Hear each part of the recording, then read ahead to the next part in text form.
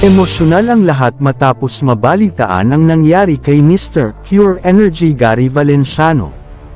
Dahil nga sa kumakalat na fake news na pumanaw na daw ito sa social media, subalit pinabulaanan nito ni Gary na ito ay isang fake news lamang. Kaugnay dito, nag-alala at nabahala ang mga kaibigan at taga-suporta ng OPM legend na si Gary Valenciano nang mag-post ito ng cryptic message sa social media.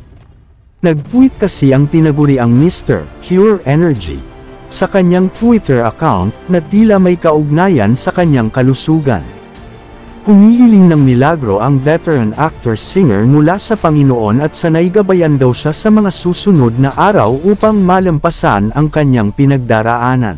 Aniya pa, sanay patuloy pa rin niyang madama ang tunay na diwa ng Kapaskuhan kahit na may hinaharap siyang mga pagsubok.